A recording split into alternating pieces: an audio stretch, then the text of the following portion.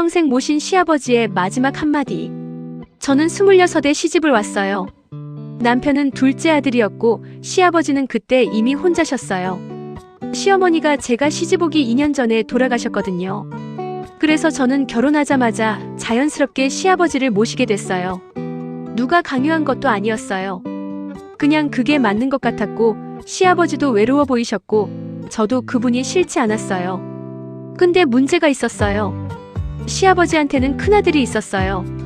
제 남편의 형, 그러니까 큰형님이요.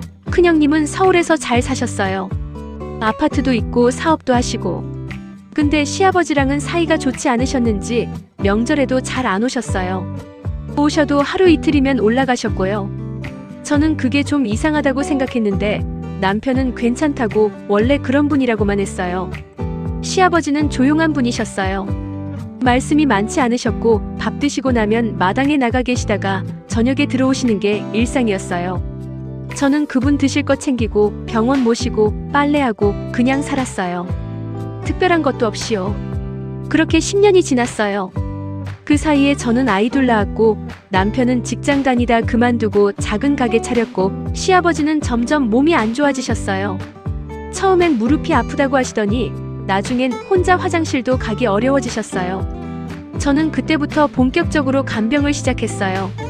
밤에 2~3번씩 일어나는 건 기본이었고 낮에도 아이들 보면서 시아버지 옆에 있어야 했으니까요. 몸이 나만하질 않았어요.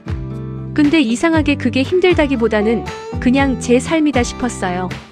그때 큰형님한테서 전화가 왔어요. 아버지 재산 얘기를 꺼내시는 거예요. 시아버지 명의로 된 땅이 있었는데 그게 꽤 됐거든요. 시골이라 별로 안 쓰이는 것 같아도 개발 얘기가 돌면서 값이 오르고 있었어요. 큰형님이 그걸 알고 계셨던 거예요. 근데 말하는 방식이 좀 이상했어요. 아버지 살아계실 때 정리를 해야 한다. 나중에 복잡해지면 안 된다. 그러면서 슬쩍 자기 이름으로 미리 해놓으면 어떻겠냐는 거예요. 시아버지한테 말씀드리기가 좀 그러니까 제가 먼저 얘기를 꺼내달라고 하면서요. 저는 그냥 넘어갔어요. 모르겠다고 아버님한테 직접 말씀드리시라고 했어요. 그 뒤로 큰형님이 갑자기 자주 내려오기 시작했어요. 올 때마다 시아버지한테 잘 해드리는 척 과일도 사오고 용돈도 드리고. 시아버지는 그게 좋으셨는지 오랜만에 환하게 웃으셨어요. 저는 그 모습이 좋으면서도 어딘지 씁쓸했어요. 어느 날 큰형님이 서류를 들고 왔어요. 시아버지한테 인감도장 찍어달라고 하면서요.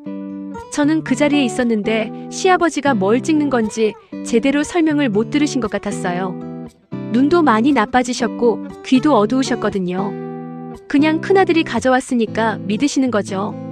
저는 그 순간 멈칫했어요. 말을 해야 하나 말아야 하나. 괜히 나섰다가 집안 분위기 이상해지면 어떡하나.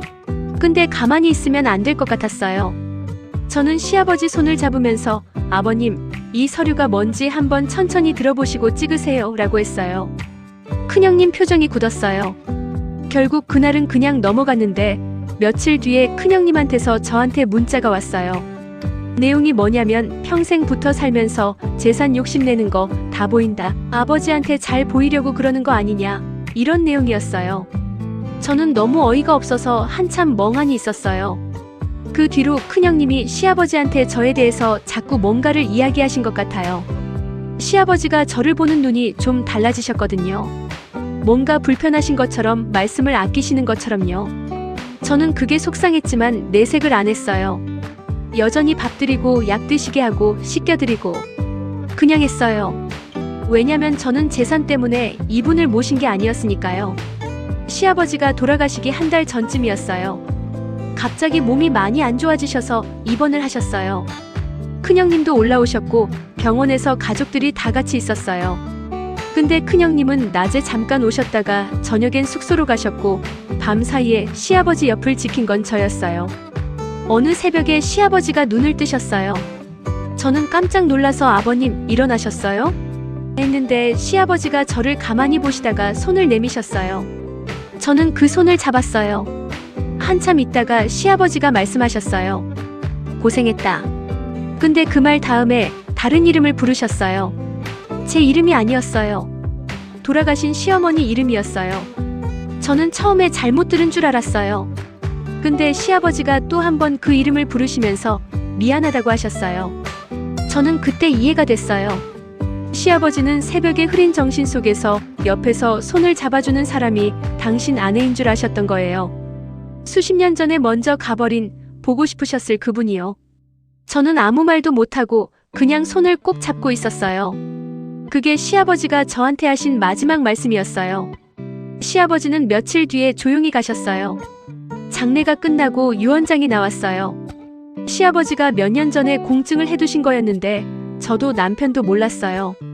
내용은 땅을 두 아들한테 반씩 나누되 며느리 이름으로 된 별도 계좌에 일정 금액을 남긴다는 거였어요.